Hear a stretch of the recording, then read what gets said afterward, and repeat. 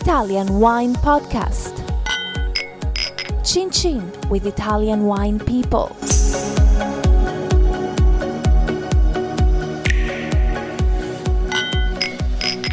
This podcast is brought to you by Native Grape Odyssey. Native Grape Odyssey is an educational project financed by the European Union to promote European wine in Canada, Japan, and Russia. Enjoy. It's from Europe. Hello, this is the Italian Wine Podcast with me, Monty Ward. My guest today is Sharon McLean. Welcome, Sharon. Thank you. Good to be here. Where are you from originally? Originally, I'm from Kirkcaldy in Fife, in Scotland. In Scotland, which is well known for its wines. And linoleum. And linoleum. Yes. Why was that? What were they made in your town then? Kirkcaldy? Yeah, Nairn's Linoleum, one of the biggest linoleum companies in the world. So linoleum is something that goes under carpets, is that right? Or? Yeah. Yeah. That plastic, rubbery stuff. Okay, so how did you end up in Canada?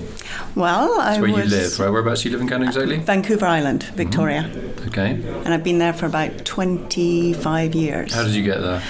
I was travelling around the world, and I got to Vancouver. I ran out of money, so I had to get a job and never left. So what was the first job you got? Waiting tables or something a bit more interesting than that? In Victoria or in life? It was management consulting. Okay, that just happened just by itself? Not quite. Go on, how did you get into that then? Well, I was doing that in London as well. So it was, I'd spent a number of years with Lloyd's of London, the underwriters, the insurance companies. Mm-hmm. And I had gone to Canada as part of a big project.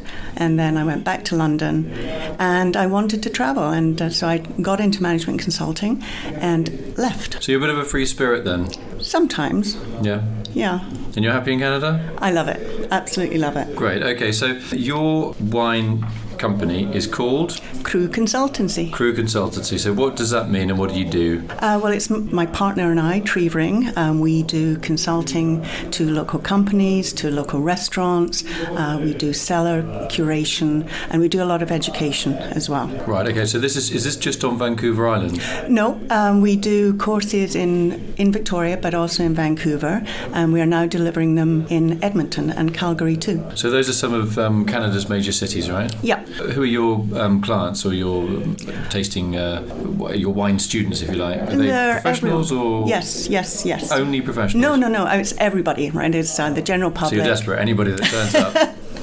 If they've got the money, they're in. Okay. No, I mean, we want to keep it approachable, and so we do like students coming from everywhere, right? And they all bring something to the table, share their experience, and I think it makes for a richer classroom. So what is a typical class like? I know it's hard for you to say, but I mean, if I turn up to one of your lessons, should we say, what am I going to learn and how, more importantly? Well, I guess it depends what you sign up for, because we do have the very structured courses, the WSET, Okay, Wine and Spirit Education Trust. And the Wine Scholar Guild, so French Wine Scholar, Italian Wine Scholar, and soon to be Spanish Wine Scholar. Okay, so you're qualified, but you have to do like an exam to show that you're... Yes. I bet you're very good at exams. I'm not too bad. No, I'm sure you are. You never failed one, have you? Oh, I have.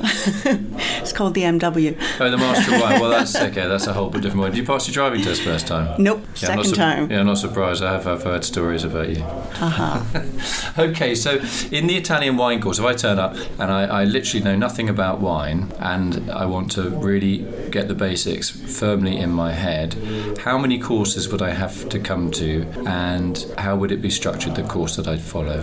Well, I don't think I'd recommend you jumping into the Italian Wine Scholar straight away, because it's quite in depth, and as I'm sure you know, there are 1 or 2 DOCs and DOCGs to learn, and all those wonderful different grape varieties too, so it's very complex. I think if you were brand new, I'd recommend some of our consumer classes, and we do something called VinCab, so like vocab but vin. Right. And we take different grape varieties and we take different regions and we just have fun, right? Explain some of the terms that people throw around. So the VinCab, that sounds good though. So basically some of these terms that consumers often get mixed up or really, I guess, intimidated by, isn't it? That's why you've done it, isn't it? Yeah. So what's a typical VinCab term that I would be demystified about? When we say something is tannic or full-bodied or malolactic or all of those terms that we throw around all the time and are really, really confusing for the general public.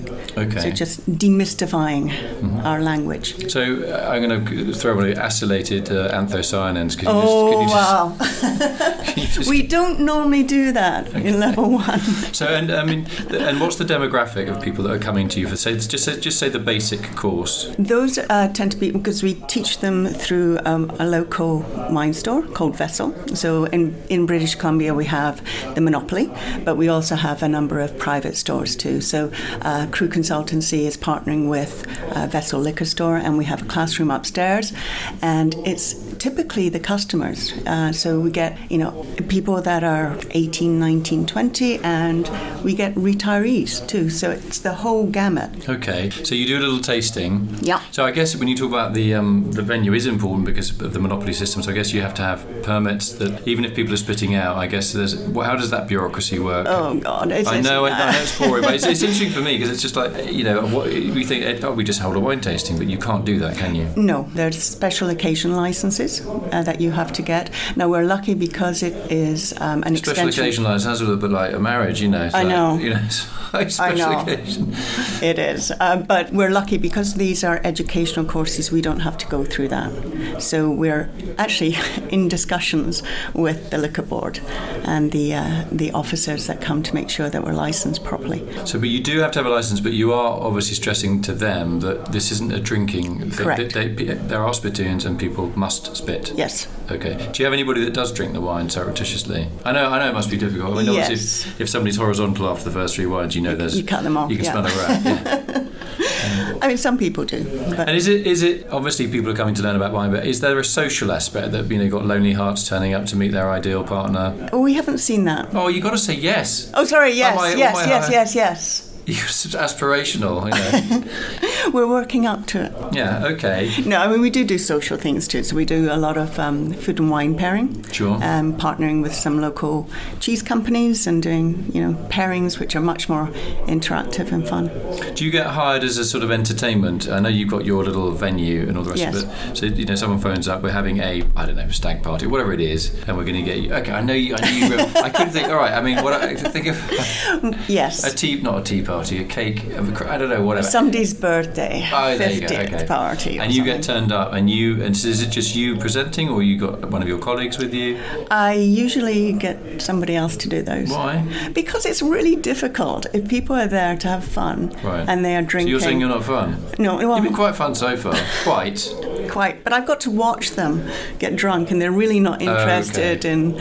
Okay, that's not a good vibe, is it? No, like I can do the first 15 minutes, and then they're just getting silly and crazy. We'll send you the bill for touching the microphone. What are your favourite Italian regions, the ones that you've visited, or wines from? If I said to you, right, you're on a desert island, you can choose a region to go and live in, and you can choose any wine you want to have. You can have any white, any red, and any fizzy wine.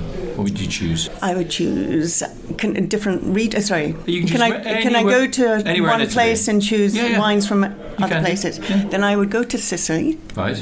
Because I like the heat. Okay. For wines, I'd have Franciacorta. Mm-hmm. So you're a cheap date then, aren't you? I know. Oh, it's very cheap. And I'll have a Barolo to follow that up. Oh, blimey, you need a mortgage to go on a date with you. And for a white wine, what would I have? I would have Lugana. Really? Well, that's another it's getting quite exclusive, isn't it, Lugana? Yeah, I love those wines. I think they're so underrated. I agree with you on that. So I was kind of thinking you said, you're going to take a Brunello or something like that, but no. No. Mm-mm. Or just too powerful? Yeah, I like a little bit more elegance. Okay. You're looking at me like that. I got a scruffy shirt. It's not ironed, my shirt. I like a bit of elegance. I like the pink, though. Thanks. Yeah. Okay. A final question. How do you see, in general, the future of wine education? Do people do it because it's that way of connecting with other human beings physically, or are we all just going to do everything in the future online? I think wine is a very in-person experience, right? It's very tactile. It's something that's to be enjoyed, and I think it really does help socialise, people to socialise. Cool. Well, I'm very glad you and I have socialised together. I want to say thanks to my guest today, Sharon McLean, wine educator based in Victoria, British Columbia, Canada, a long way from your native Scotland. You seem to be very happy in what you're doing and where you are, so well done you. Thank you. And wish you every success in your business. Thank you very much. Thanks for coming in. Thank you. It's great. Super. This podcast has been brought to you by Native Grape Odyssey, discovering the true essence of high-quality wine from Europe. Find out more on nativegrapeodyssey.eu. Enjoy. It's from Europe. Follow Italian Wine Podcast on Facebook and Instagram.